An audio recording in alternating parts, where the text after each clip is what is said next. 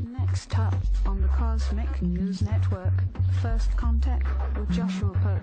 Good morning, Earthlings. Good. How you doing today? Good. How you doing today? Welcome to First Contact Radio. Welcome to First Contact Radio. To talk about all these things I'm talking about is because in life, everything is energy. Every single thing that's out there. Yo, it's First Contact with Joshua Poet. He's the man on the mic, just in case you didn't know it. Covering news from all around the globe, from the weather and space to UFOs. He'll talk politics and make you open your eyes. Conspiracy theories and government lies. They'll dig it all up and try to find the proof. Cause it's time to demand the truth. It's time. First Contact Radio. We have time to demand the truth. It's time. First Contact Radio. We have It's time to demand the truth. It's time. First Contact Radio. It's time to demand the truth. Radio. We have Good morning, Earthlings. How you doing today? Welcome to First Contact Radio. Glad you could be here. All right, let's jump into things today here. It's March 4th. We're right here. So today we can see that we're making a transition between moon signs. The unconscious mind is going through a change. It's going from Aries, which is fire, which is that pioneer, which also is a lot of accumulation of energy, which can build up underneath the surface and can cause a lot of pressure, because we've been dealing with yesterday Aries and Pisces. Okay, so if you think about it, take everything back to the energy level. Just go back to the energy level and think of fire and water. Okay, we've got fire is the underneath, water the outside, Pisces the water. So think of when you put a pot of water on the stove and you turn the heat up. That's what you got. Okay, that was yesterday. Now today we're transitioning out of that. That fire that's underneath the water, it's changing. It's going to go from fire, it's going to go to earth. So now we have two different elements we're going to work with, and the two different ways that they work together. So the water can stay above the land if there's enough land to support it, enough earth. If the water can absorb into the land, or it can completely melt the land because there's so much. So you take water, think of it ideas and our emotions, think of the earth, the things that we create, the world around us, and we can see that today the world around us, the physical world, is being looked at or affected by these emotional worlds that we're around. So see how you can bridge those together, okay?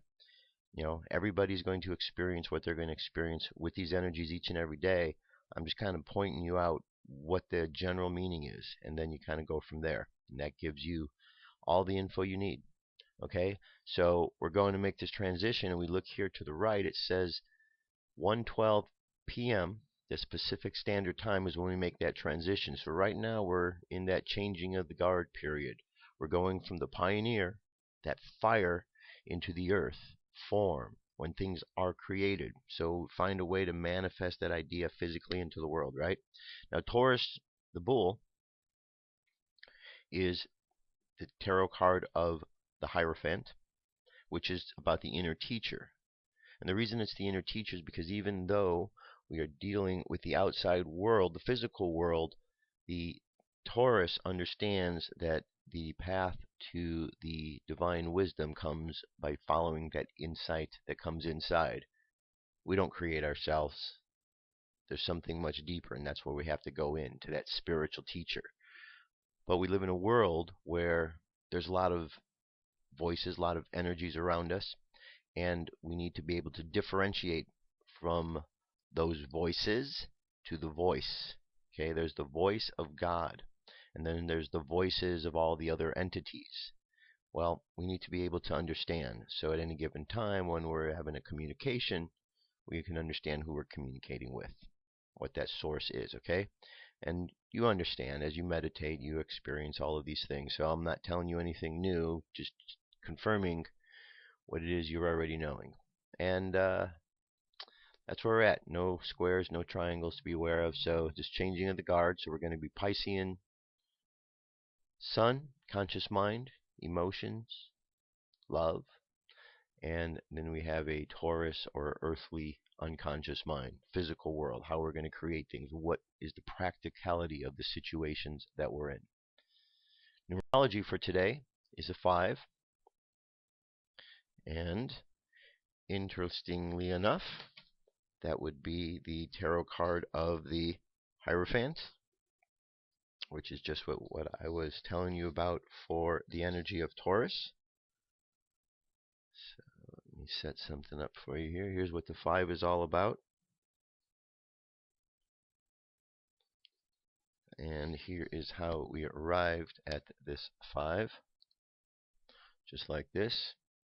You can see we have the 3, March 4th, 2014. So 3 plus 4 plus 7 equals 14. 1 plus 4 is 5. So today's a 5-tone day. This card here, this is the 5 card. This is the excuse me, wrong one. Here we go. Here's the Hierophant. This is number 5. This is the card that is the spiritual teacher. We go inside to find the spiritual teacher. Okay? We're not going to find it on the outside. We have to go inside. So 5 is all about going in to affect the physical. Going in to affect the physical. It says 5s are energetic, adventurous, daring, freedom-loving. They also tend to be versatile, flexible, adaptable, curious, social, sensual, quick-thinking, witty, courageous, and worldly. On the flip side, 5s can be unstable, chaotic, self-indulgent, irresponsible, or careless. They should be aware of the consequences of drug abuse and unhealthy sexual tendencies. Okay, so those are all things about the 5s and things to know and be aware of. And again, the Hierophant, or the astrological sign of Taurus, so we got a synchronicity between the numerology of today and the sign Taurus, and we're going into a Taurus moon. So we can kind of look and see even further than how this applies, because we're seeing lots of ways in which that's reflecting itself in our lives. Okay, we go over to look at today. It says that March 4th, around the trailing foot of Gemini, at the top of Orion's club, are star clusters and nebulae, both famous and obscure. Track them down with your telescope using Sue French Dip Sky Wonder column. Okay, so we don't have there. We still don't have a grid over here, unless, of course, maybe this will lead us to a grid. Let's see.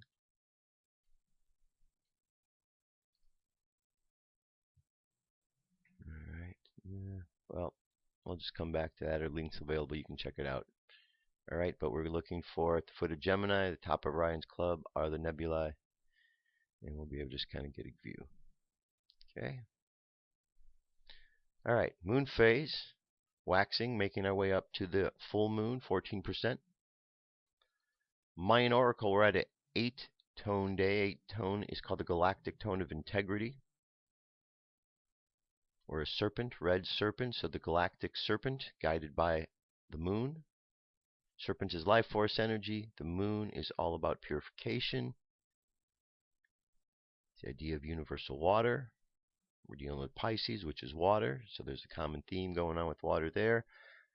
We have the hidden power here is the warrior asking questions, using our mind, our intelligence. So we see where we're at right here on the wave spell. And we are right in the middle pillar here, where we're going to be all the rest of this week and into next week. So things around you feel kind of interesting and weird. It's because we're in an interesting and weird place. Solar wind 389.9 kilometers per second. Planetary K index is in the quiet range at a 2. Here's our coronal holes right here. Still making their way around, so we'll need a couple more days till they're facing us directly.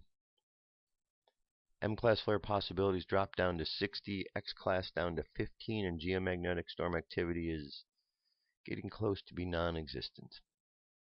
Alright, that's the energy we're dealing with for today as we go out and about in the world. So just kind of put it all together in your mind. Just when you go out, you may not remember every single thing, but if you just remember one thing, or just look at one aspect, see how one of these ideas, see how the idea of the fire, of the air, the water and the earth, see how the fire, the water and the earth work today as you go in the world. The conscious mind, Pisces, water. The unconscious mind, Taurus, earth. Just experiment and see if you can find where those moments are. And as you understand those moments, they will help you to understand the next ones, and it will just continue to progress so that you'll find it easier and easier to see those moments. And that's all we're looking for each and every day, to find and be able to read the energy around us. And we're learning and we're practicing the reading. Okay, that's it. That's the energy for today. UFO News is up next.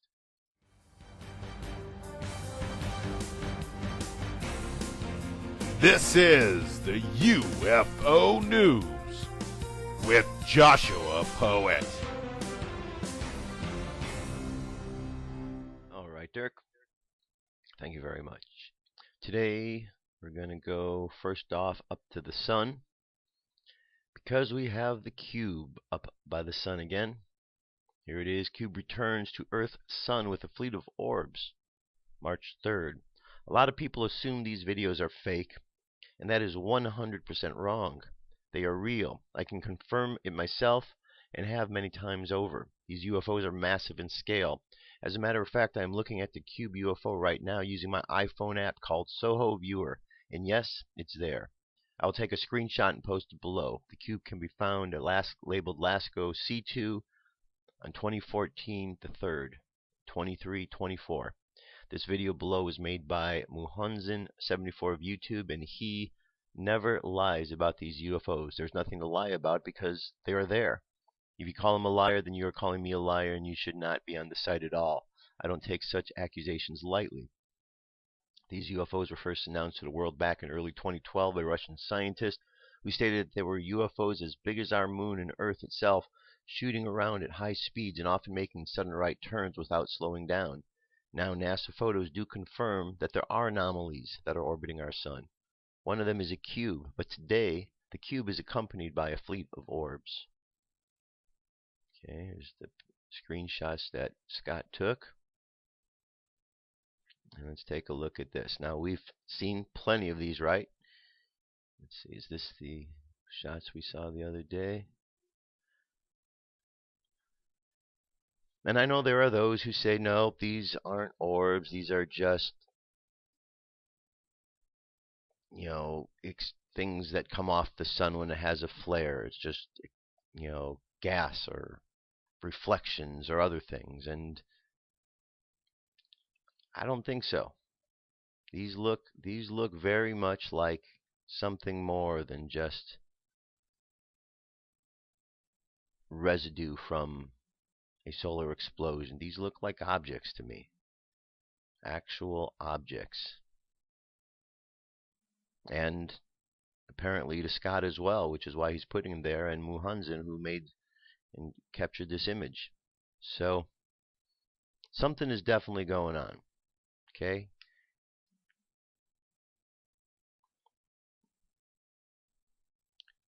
Alright, let's move on to the next one here. The link is available, so you'll be able to check it out, firstcontactradio.com.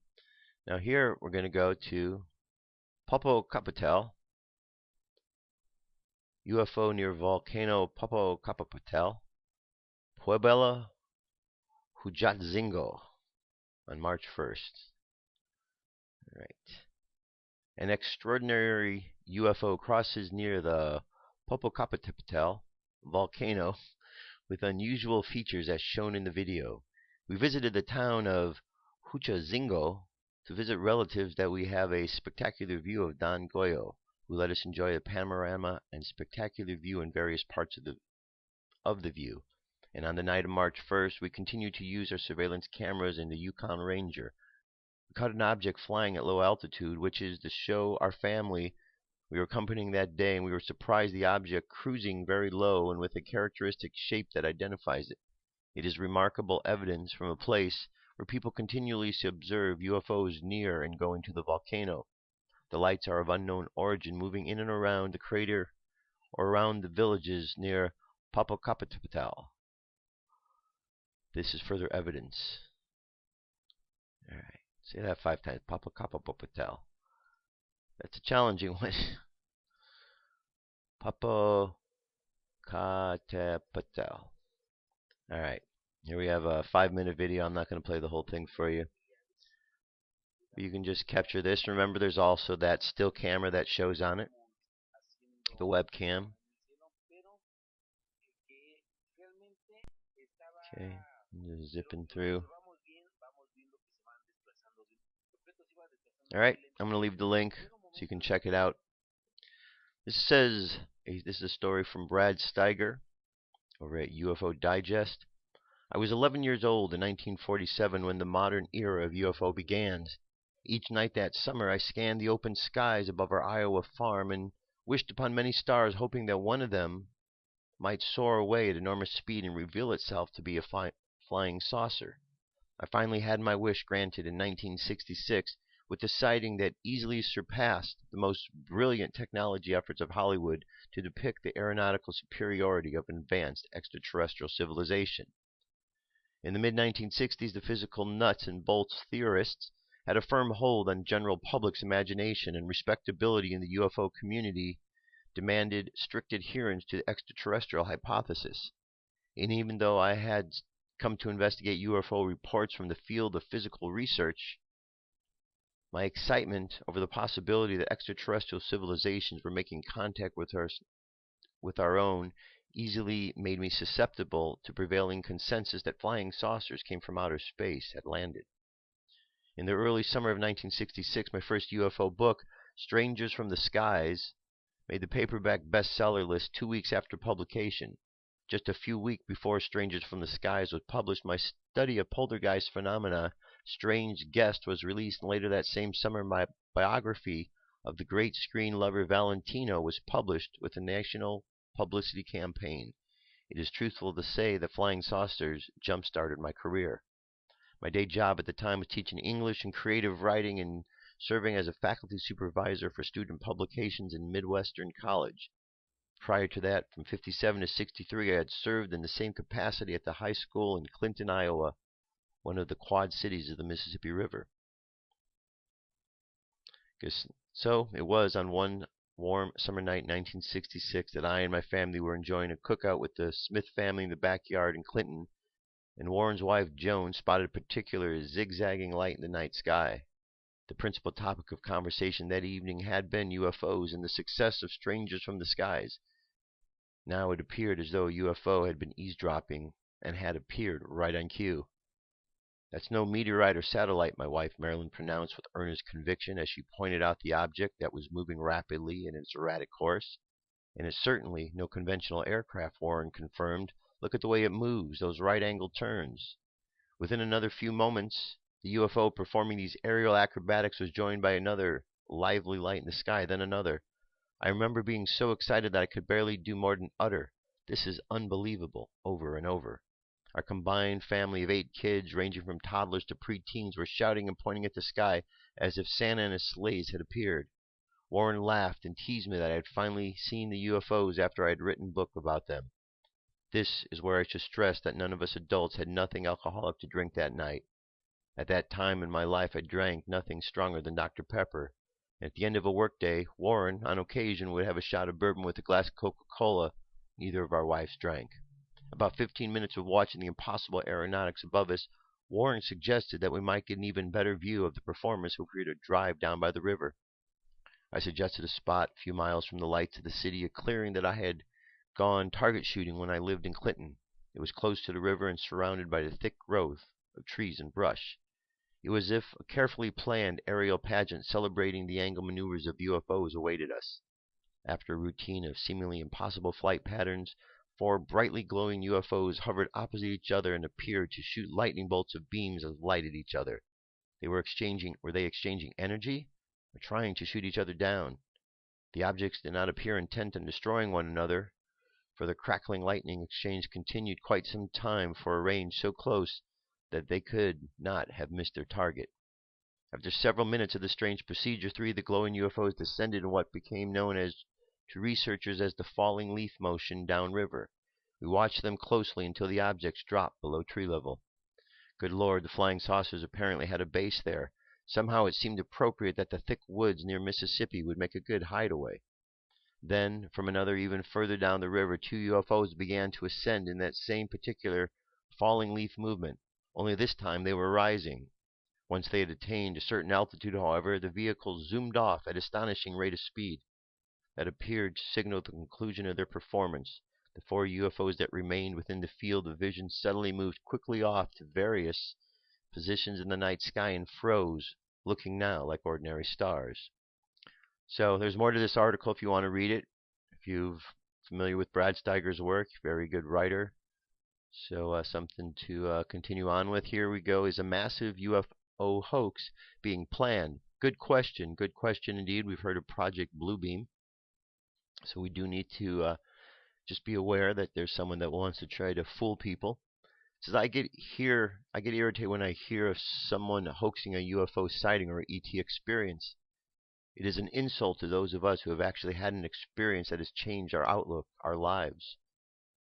We have to live each day with what we saw or what happened to us, knowing and wondering what else is going on that is hidden from us through secrecy, lies, and screen memories. Lost time and the indications of unpleasant encounters such as we had on our tapes can haunt you for the rest of your life. Researching and searching and researching more cannot help you find answers, but can in fact take you in directions that lead to more discoveries of the strange, dangerous, unknown, and the paranormal. Because of the skeptics, the intrusions in your life, the unknown but indicated in continuing events, life can be difficult to face, and oftentimes experiencers, contactees, and abductees find they have continually to defend themselves on their experiences. These are some of the reasons why UFO researchers and experiencers get downright angry when they hear of a hoax. Normally a hoax is heard of as after the fact, after researchers, investigators, or curiosity seekers run across evidence that shows the incident or the occurrence is not real. Those are the circumstances where real experiencers have been accused of hoaxing, where people have gone out of their way to prove an experience or a person has a hoax, when in fact they really did have something. Stories like the Gulf Breeze sightings, Travis Walton, Stan Romanek, and yes, even Betty and Barney Hill have had their problems with being accused of dishonesty in the retelling of their experiences. Stan Romanek has been in the news lately, with one clip showing him possibly trying to create odd events happening during an interview, and the latest concerning accusations that he had child pornography in his possession. Of course, he and his friends and his wife point to setups by others, including accusing the government of putting things in their computer. The outcome to this may take a long time in coming. Before I stray from the point of this article, let me get back to the reason I am irritated. I received an email from a UFO group that I am a member of with a link that takes you to a site forum where the members are hobbyists involved in a remote-controlled drones and rotorcraft. According to the information, the owner of the site and several other members were conversing about the plan to stage a UFO sighting hoax in April around the world. They originally planned for the 1st of April, but as of the last time the site was accessible, they had changed it to April 5th. I went to the link the other day after some had heard and posted about the planned hoax. They have changed the front page, making the conversations on the forum inaccessible to non-members. They claim to have members worldwide that were going to take part in the hoax, but that the spreadsheet that was included must have a virus attached because my virus software refused to let me open it, saying it was dangerous. Of course, this page with the conversations planning the event is no longer viewable at the FPV Lab site anymore. However, I was able to see that the list of members was over 19,000, and reading another article that was put up, I received the email. The author was able to discover other countries with members who were willing to participate. As far as anyone knows, at this point, there is a massive UFO hoax planned for April 5th with all the remote craft that will be launched and fitted with blue LED lighting. Supposedly it will take place at 8 p.m. around the world. Since they believe this is a time when it will be dark, people will be waking up and more likely be able to see the blue lights in the sky. While the members of this hoax are portraying it as something that they can joke about later, there are a few things to come to mind. Is it actually a joke or a way to disguise something else of what is going on? Could they have planned this as a joke, but the initial person was instructed to bring this in development, hoping it would go viral so people wouldn't be surprised to actually see something in the air, something that might not be their rotorcraft or drones at all, but something that is actually waiting to land unnoticed? Could this have been instigated to draw attention away from something bigger? I try not to point fingers or judge. I've had enough non-believers and skeptics in my life. I try to look at everything with an open mind, but when I see something is an actual hoax, when the proof is shown, it irritates me. It makes all of us who believe that there is something out there much less credible in the eyes of our friends, families, and viewers. This is the first time I've heard an actual hoax being planned, and if it isn't a cover-up for something bigger, it just makes me downright angry. Just one more note here. If there are 19,010 members on the site that are willing to participate, how many friends, fellow hobbyists does each member have that might be willing to go along with this hoax? And if it isn't to cover something up much bigger, how much more attention will it draw from those on Earth that are definitely observing or interacting with us? Well, some of these articles claim this author discovered the hoax.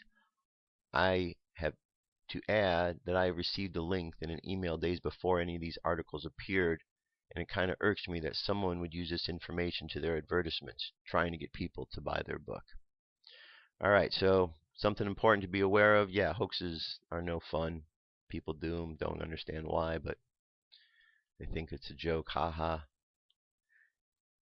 But we move on. Alien sightings and more. Dick Vander Plug. UFO Digest. UFOs and alien visitation make up one of the most popular belief systems in the world today. It is one of the most important questions about the universe and beyond. Are we alone? It doesn't matter where you stand in this topic or how you view the evidence and theories surrounding it. The fact of the matter is that this is one of the most popular topics of debate, and one where nothing can be conclusively proven. But there is a great deal of evidence that, when compiled, paints quite the picture.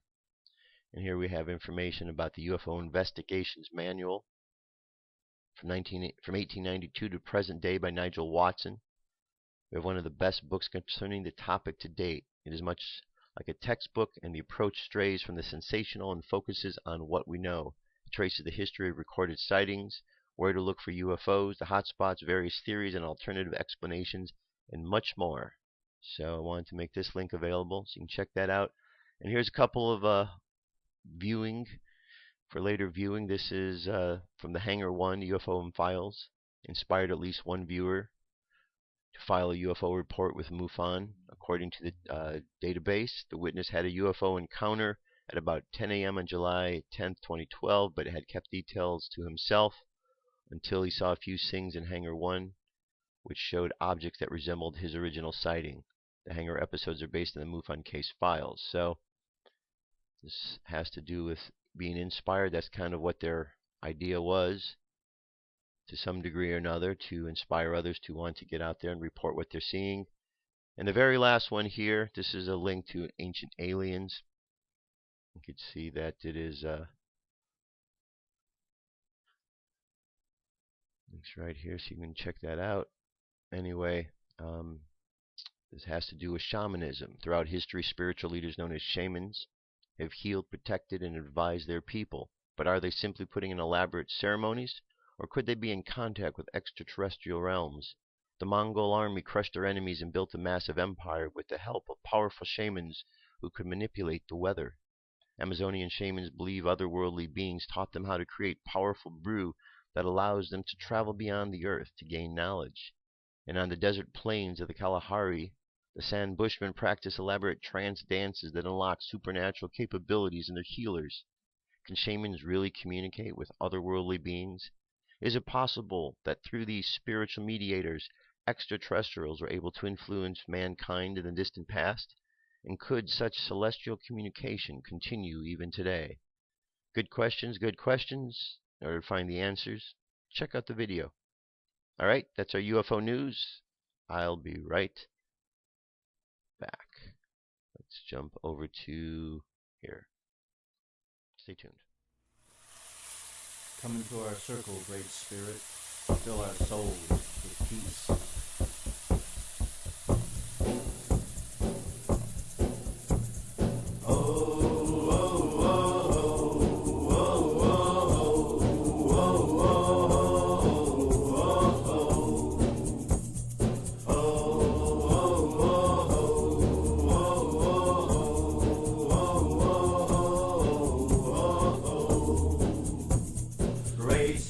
Send down your love,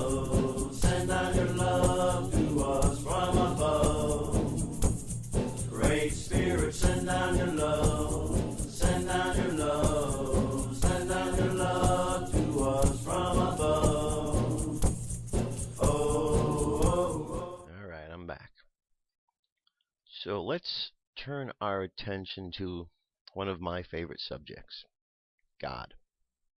Did you watch the Oscars the other day? At the end of the Oscars, something happened that was pretty cool, in my opinion. Matthew McConaughey gave that wonderful talk in which he thanked God. And there's been a lot of different types of reaction to that. First of all, during the course of the show, there was only one other person who had gone up on stage who had even mentioned or given any consideration to God. And then there was Matthew. Well, I want to bring up this first article here and show you some of the stuff that's out here. First, we have this article here from WND. Matthew McConaughey thanks God in Oscar speech. Rather than thanking an assortment of managers, agents, publicists, assistants, and lawyers when he won the Best Oscar for his role in the Dallas Buyers Club on Sunday night, Matthew McConaughey thanked his fellow nominees, castmates, and God. And he was one of the first to do so that night. First off, I want to thank God because He's the one I look up to. He graced my life with opportunities which I know are not of my hand or any other humankind, the 44-year-old Texas native said. He has shown me that it's a scientific fact that gratitude reciprocates. In the words of late British actor Charles Laughton, who said, "When you got God, you got a friend, and that friend is you." And you can read more of the story. And here we have another article. This is the Huffington Post on the same subject. I was really surprised by Matthew McConaughey's Oscar acceptance speech at the Oscars. I've attended a handful of award shows, most recently the NAACP Awards, where every night award recipients thank God. When McConaughey took center stage last night, I was not surprised. Everyone I knew who saw the Dallas Buyers Club said he was the shoo-in for the Best Actor Oscar. What did surprise me was his speech, essentially the part where he thanked God. I honestly can't think of a time when I've heard a white male Oscar winner thank God. Giving thanks to God is something I know very well. I was raised by a preacher's daughter and spent day in and day out in the church as a child and as a teenager. It was customary for anyone who took the microphone in church to first thank God. It was blasphemy if you did not give thanks and honor to God, the pastor, his wife, and the deacon board before beginning to speak about whatever you were there to say. Over the years, contemporary artists and athletes, usual African American with the exception of Tim Tebow, and country music singers, have made it their business to acknowledge their faith and spiritual practices on the field and at the podium while being rewarded for excellent achievements. It has become so prevalent that I've stopped taking notice or caring, especially when something so personal becomes a firestorm of debate, the way it did a few years ago when Tim Tebow played for Denver Broncos. There seemed to have been a hope that his faith and outward acknowledgement of God would somehow give him his magical powers to take his team all the way. He inspired a spiritual revival amongst athletes and social media, but his athletic skills didn't translate to the NFL. I have never seen a more Christian disappointment than his teams lost. Since 2000, when Armageddon didn't happen, when midnight struck. Outward displays of affection towards God are something that most black people have experienced and even done. I'm assuming, however, lately, I'm coming to learn that these deep religious bonds and acknowledgments are not a race thing, but more of a regional thing. Southern people love God. I'm not suggesting that Northerners don't love God, but they do. Because they do, this is still America. However, it is possible that Southerners have a different way of showing their love for God. It's a thought. The Twitter world turned into a party after McConaughey's acknowledgement of God and his reference to his Father being up there in heaven with support and contempt. It seems a nation we are still very much divided in our religious views, outward displays of faith and affection towards God, and virtually unable to live and let live. There was one thing I deeply appreciated about McConaughey's speech, and that was his encouraging words to focus your attention on gratitude. He said God has shown him it's a scientific fact that gratitude reciprocates. This was a nice twist from other speeches where God is thanked. McConaughey actually managed to include God and science in the same thought, and that is genius in my humble opinion. Overall, I found his speech entertaining. He is also easy on the eyes and a great actor and works hard at his craft.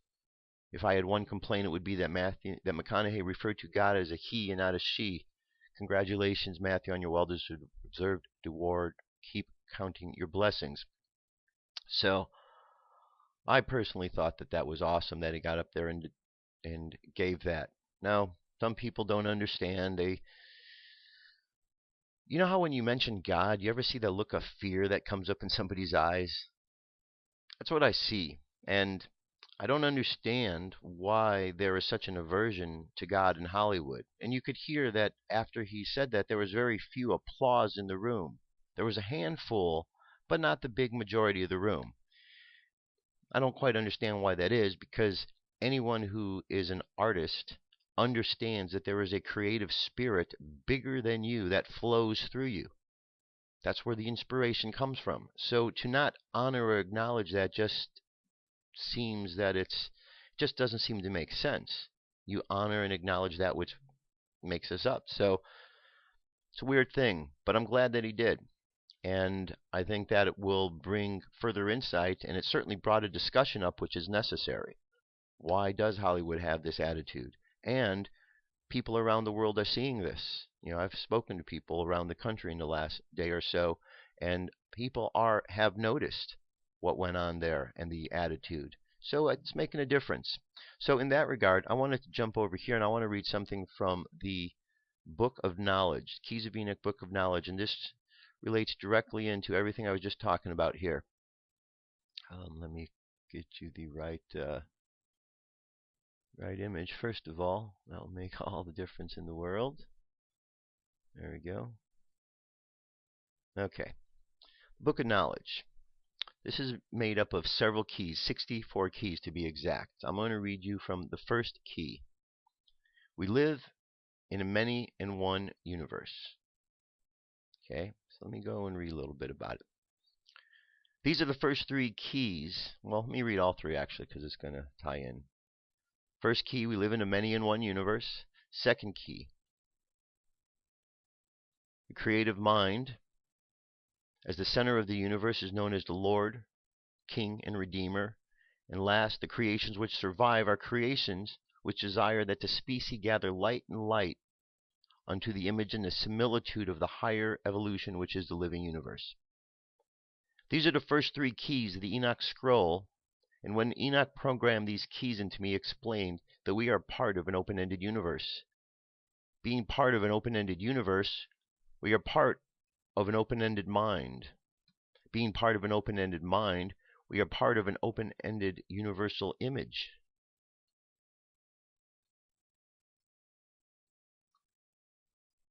Let's fix this universal image.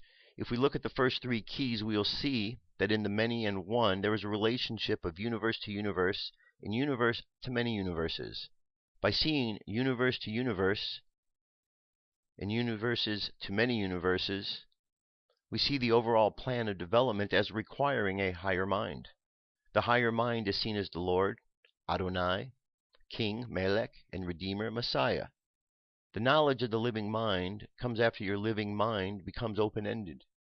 The scroll starts with an open-ended cosmology rather than a closed-ended cosmology.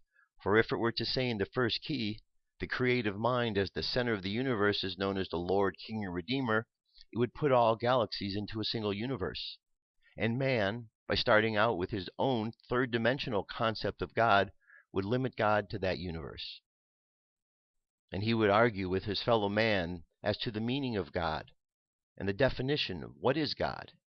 Is he the God of the ancient Christian theologians that are seeing in terms of Sivatis Dei, the city of God?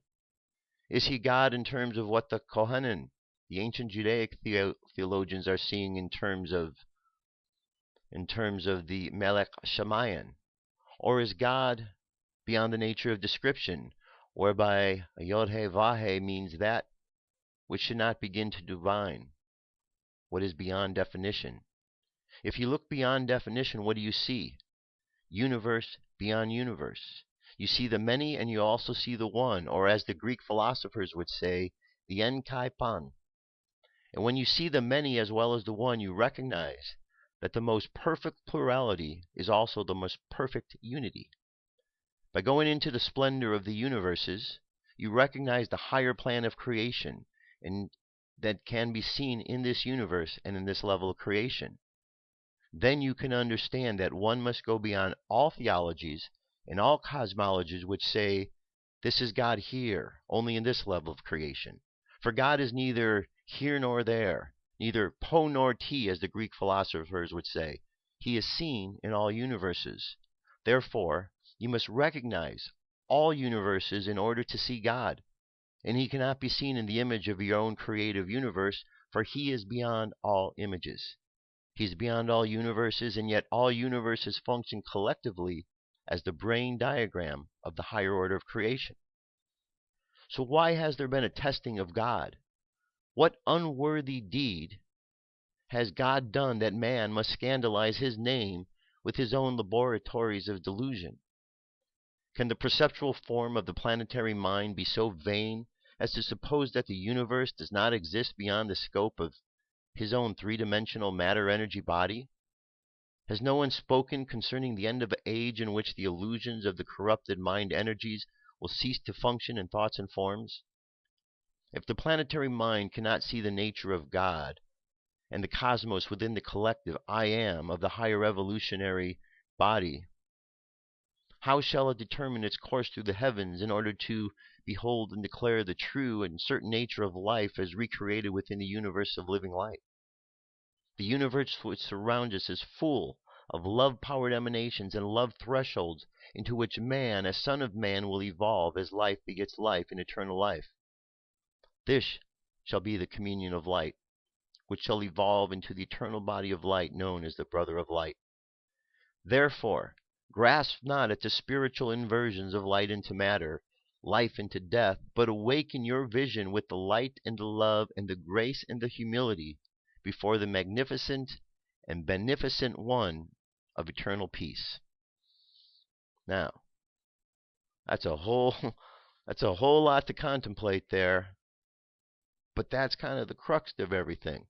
We're living in a world where we've got this amazing power of God around us, and life has always, when you recognize and understand what that is, it drives us forward, it moves us forward, and now somehow we've cut ourselves off from that. We're separating ourselves. And the more we do, the more civilization seems to fall apart. And as we look throughout history, civilizations that have fallen apart all have one thing in common. They have removed the concept of God from that equation. Now, God, as it says, God isn't limited to the God of the Christians or the God of the Jews or the God of the Muslims or anything. It's all one big universal divine consciousness that has an intelligence to it. So, just thought I'd bring that to light. I thought what Matthew McConaughey did was awesome. I think, to me, I was very excited to see that because I felt like God put his foot down in Hollywood and said it's time to, time to step down now, time to put this energy out there. Because there doesn't seem to be a problem with allowing someone to go up on stage and do a satanic ritual. Nobody seems to complain about that. And that energy goes out, and that sends patterns out into the world that are repeated by young kids over and over. I think it's great to have a role model or to see somebody that's an actor in a position that is putting out positive vibes like that.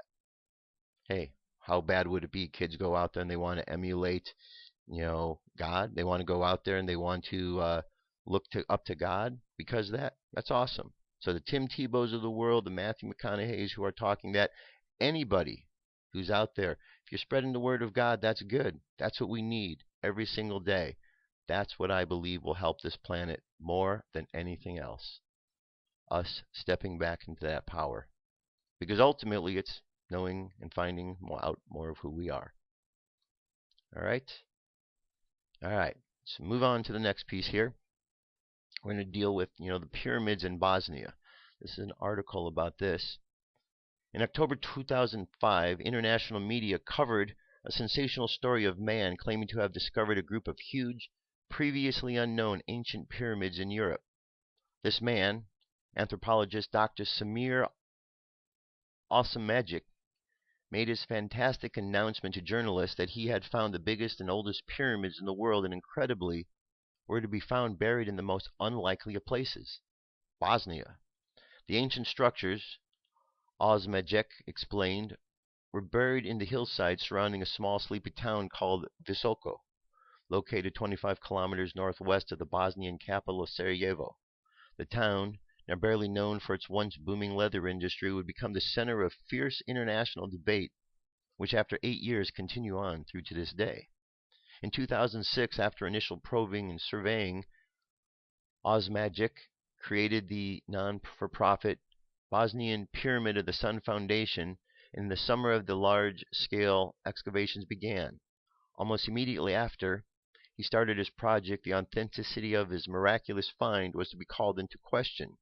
Zahi Hawass, archaeologist and later becoming Egyptian Minister of Antiquities, released a statement in June of 2006 in which he strongly criticized Osmanagic and his pyramid hypothesis. Giving his reasons, Hawass referred to several large blocks that had been excavated by the research teams, explaining that no one can say that these stones were transported by human beings since each weighs approximately 40 tons. Hawass's explanation for the blocks in the pyramid-shaped hill was that Osmanic must be hallucinating the exact existence of the pyramids in Bosnia. Dr. Robert Soch, a geologist notoriety for study of the Egyptian Sphinx, also issued a disagreeable statement after he visited the Bosnian Valley of the Pyramids that year. In his comments of the trip, he said that he saw nothing unusual in the hills around the Bosnian town. In similar fashion to that of Hawass, Soch's sentiments towards the theory was that the pyramids must be imaginary, and the pyramids are nothing more than a natural geological formations. Well, it's not surprising that Dr. Hawass is there debunking or trying to disprove this, because we've certainly heard plenty of times where we're not finding out the most credible information from him, right? I mean, we certainly know that the information that Graham Hancock and others from Egypt have put out is, runs into often challenges from researchers like him out there who are trying to safeguard what they believe are secrets. So, if we go down here, here's some of the points. The cardinal alignments, the Bosnian Pyramid of the Sun, Moon, and Dragon each have their 4 facets perfectly aligned towards the cardinal points, north, south, east, and west. We have topological alignments, as well as being aligned with the 4 cardinal points. The pyramidal structures of Visoko are also aligned, means that are relative to each other. And we're going to go and we have next 16 wind cartography. In ancient Greece, maritime admiral and geographer Timos Theories introduced the use of 12-pointed or 12-wind compasses, which used for navigation divided 360 into 12 equal divisions of 30 degrees. By using a 6x6 square grid on a length of a degree, a 12-wind system made it easy to draw equilateral triangles. So we find this within there. Hollow spaces. During the Bosnian conflict of the 90s, it said that many of the townspeople that ballistic ordnance which landed and exploded near Visoko could be heard echoing throughout the hills after impact. This somewhat anecdotal evidence suggests that the hills may in fact have hollow spaces within them, leading to the sonic reverberations that were heard by the locals. We have geopolymer composition. In 1982, Joseph Davidot, an expert in material science and geopolymer chemistry, analyzed a piece of limestone sampled from the ascending passage of the Great Pyramid of Giza. His observations prompted him to suggest that rather than the stone blocks simply being shaped after quarrying, the materials used within the construction of the Great Pyramid had been artificially manufactured. And of course, we go down, we've got composite blocks. Photos 10, 11, and 12 display a section of outer casing on the lower levels of the northern face of the pyramid. The material is composed of pebbles, predominantly quartzite, mixed with aforementioned quicktime and metacoccolin. So things are put together there. We've got the electromagnetic and ultrasonic transmissions that were physicist Slobodan Mistrak detected unusual electromagnetic phenomena at 2 locations across the Bosnian Valley of the Pyramids. And we have sacred landscape in a small village of Jini, 5 kilometers southeast of the center of Visoko. There lies an artificially constructed hill composed of earth and stone blocks. The mound is very much smaller than the great giant pyramids nearby. And this last one here, and a tunnel system. 5 kilometers northwest from the Bosnian Pyramid, the sun is an entrance way to an underground tunnel system that spans hundreds of meters and perhaps much further. So again, another set of artifacts that are found, and it's kind of cool what's being found around the world, you know? And the structures that will continue to be found as our history is further discovered. All right, let's jump over here. Now, the question, this is a good one here, is the human body a mini-universe? Because as we've been looking and exploring all of these ideas of energy and God all tying together, this kind of is a question that fits right into that. We are a compact universe. This is from Kristen Large. We are a compact universe blessed with arms and legs to walk, grasp, and love. We are messengers of thought, transmitting our experiences to the source that energizes all that is. Our brains are lovingly embraced by the water that is the conduit for universal messages, just as we are embraced by the fluid in our mother's womb. We are consciously giving and receiving energy from our thoughts, which are sourced from different areas of our magnificent head. If we were to compare our human bodies with that of the Earth, you would find many similarities. The Earth is covered by approximately 70% water, which is the same for the human body. What about the rivers that flow into the oceans? Could our veins and blood vessels be a mirror image? What about the vast forests and the trees rooted so firmly into Mother Earth? Could this be another representation of our human species? Our feet planted firmly as we walk forward in life, giving daily life, giving and receiving nature's abundance. Our arms reaching out like branches, emitting energy that is absorbed through our feet. Our hands and fingers emitting the loving energy into everything we touch. On a physical level, we can compare ourselves to the density of the Earth. How about our head that sits on top of our spine? We can compare this to the universe above, which is the giver and the receiver of thought. The term I'm seeing stars. The brain, like the universe, is the computer which downloads the information from the source above. The term I'm seeing stars when we are dizzy may hold more truth than meets the eye. Yes, one does tend to see stars when there is a lack of oxygen. But what if the brain does actually consist of our solar systems that light up the night sky like neurons, firing when thoughts spark our imagination? There are galaxies, wormholes, the Milky Way, and other possible universes out there.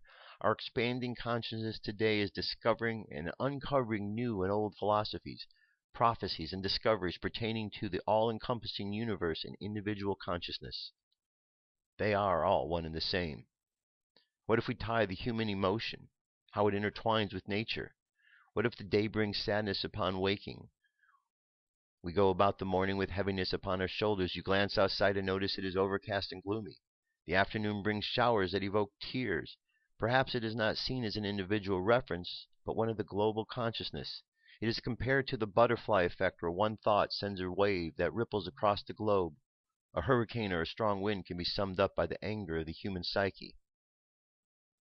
It is mind-blowing thought that if one grasps this understanding, it is a huge responsibility undertaking if it is fully understood. Everything we think affects the universal forces, for we alchemize our thoughts into reality through our senses. If we think and live love, fully understand its power, we will radiate an energy that people are drawn to. When in a state of love, we bless those around us, alchemizing their cells into love. We were birthed from Mother Earth out of love and experience emotions for her. The creator of Mother Earth gave her power of choice when she passed to all humanity. It is through the sixth sense, if we shall call it, that where our bodies respond to our choices. We know whether our choice is being made in a balanced state or not. Our emotions will reflect this. We were put here upon this earth to experience the realm of emotions, so Mother Earth could experience them through us. If there is sadness, weep for it. It will bring rain that will purify and nourish the landscape. If there is joy, the sun will energize our souls and all that life exists. If there is love and compassion, the breath and the earth's eternal hum will electrify with energy. We were given the gift of being birthed at this time, so as well have some fun with it and experience the bliss, for it nourishes more than it meets the eye. So pretty cool. So this ties into everything that we talk about how we can affect the energy around us. You know, You may have heard the stories about Atlantis, the stories that everyone was so connected to the land there and the crystalline energy that was there, that as darkness crept into the land, as people became more negative, their actual thoughts and feelings affected what was going on. And so the weather, the environment, everything was so connected and changing that one thing affected the other. And you could see in a world when you start having so much negativity, so many thoughts of God and the positive stuff taken out, and everyone's thinking negative, and we have these ability to create. It's just a no-brainer on what you create. You've heard the thing with the computer, garbage in, garbage out. If you're only putting garbage into the system, and the system is something that creates whatever goes into it, well, that's what you get. We have the ability to create. We need to create with good positive stuff. And then we'll create the positive things that we want. It's pretty much that simple. Pretty much that simple. All right, let's check out our message for today. This is from Saul. Saul, the collective will of humanity to awaken has been roused, and it will not go back to sleep. March 3, 2014, by John Smallman. Saul, here in the spiritual realms, which are far closer to you than you imagine, we continue to observe your sterling efforts to bring humanity to its awakening, and we delight in the amazing effect you are having all across the world. You are making it happen, and the momentum that you have established is utterly unstoppable. Remind yourselves of that when you are feeling alone or down. You are of course never alone, and down is just a mood swing or very temporary energy drop that will not last. You have enormous support from the divine field of love that constantly embraces you, which is why, despite your doubts, fears and anxieties, you never give up. You know at your still point, your energy center deep within you, that all is divinely taken care of, and that your doubts and worries are totally illusory, even though they can seem very real and valid. And that seeming reality of doubts and worries that you consistently succeed in overcoming is one of the many reasons why you are so honored, so admired here in the spiritual realms.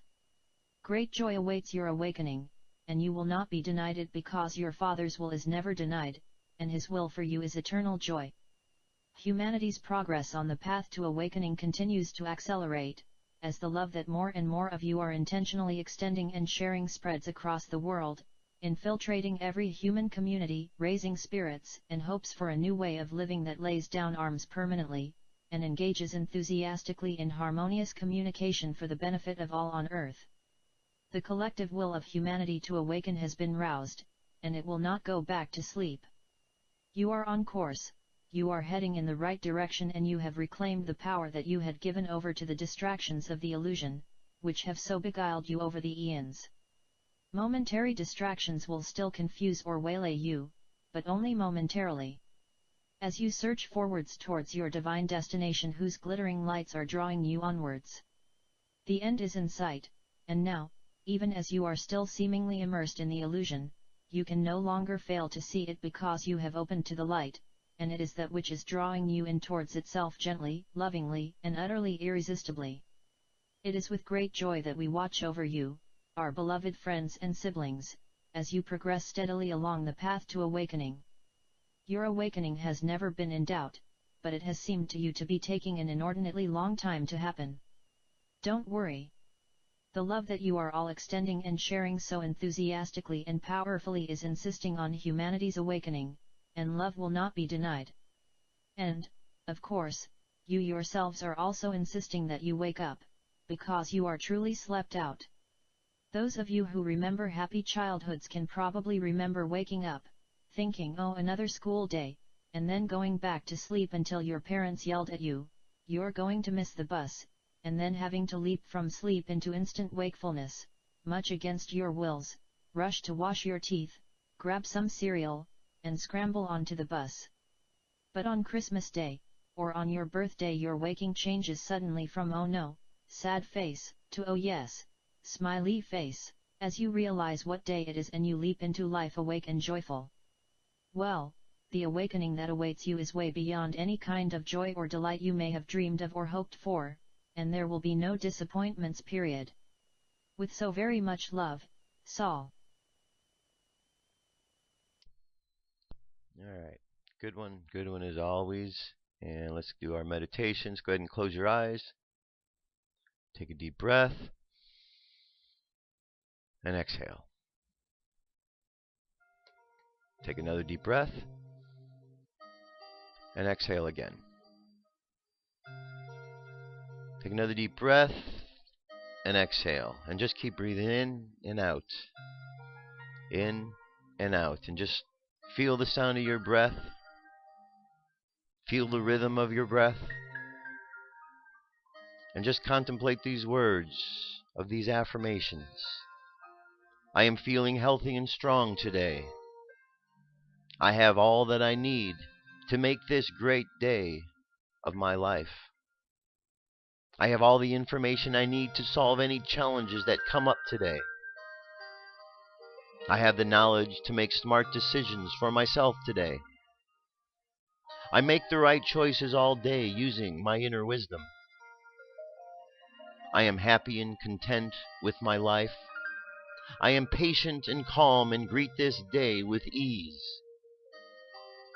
I am filled with gratitude for another day on this earth. Every day I dance with the angels. Angels uplift me out of despair. And so we contemplate all of those thoughts and ideas and just let them reverberate through our mind.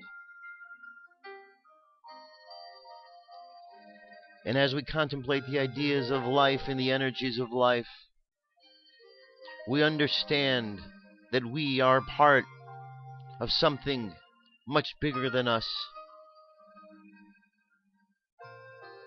But yet, we are included in that whole because we are loved completely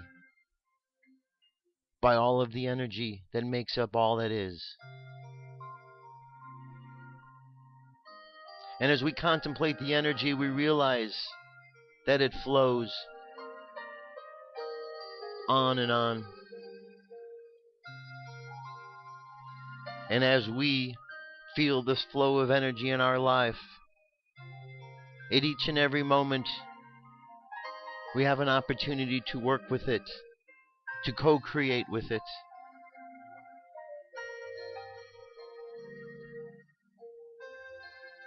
And as we use this energy to cleanse our lives, it will remove the doubts and the fears. So imagine yourself just feeling the energy around you, feeling the love that flows in life around you, and just imagine that energy washing over your body, washing through each one of your chakras, starting at the top of your head, just going down from the top of your head, coming in as white light, violet at the crown chakra, indigo at the third eye, and just imagine this energy moving down to the throat, blue, and as it moves down the chakras, clearing all your energy, filling your body with light, and it moves down to your heart, green is the color, and it keeps moving down like an elevator, going down, and it gets down to the below the rib cage, and you see the color yellow. Further down yet at the belly button, you see the color orange, and finally at the base of the spine, red, and the light continues. And just feel that energy flowing through your body, purifying your cells, your DNA, going through your DNA and finding anything that might be in there that's blocking you and stopping you. And just feel that rush of this energy going through and freeing you up from any blockages. This energy is God, Spirit, Divine Providence. Goes by many names and energies. And as this positive force flows through your being, you feel lighter, feel happier. And as you walk forward into life this day, just imagine yourself sharing this lightness and this happiness. So imagine yourself going on that subconscious journey today, sending out light and love and happiness into the world. And let's bring our conscious mind back to the present moment on the count of 3. 3, coming back to the present moment filled with confidence. 2, coming back to the present moment filled with faith. And 1, coming back to the present moment happy, healthy, and whole. Happy, healthy, and whole. Take another deep breath. Exhale, and open your eyes. That's it, my friends. That's it for today. Thank you very much for being here. Have an awesome day. Just think of all the possibilities that exist. We can do wonderful things in this world. We just have to do them. That's it. God's with us. God's got our back. So we got all that we need. I'll talk to you tomorrow. Love and light to each one of you. God bless. I'll talk to you soon. Peace. Have an awesome day. I'm out of here.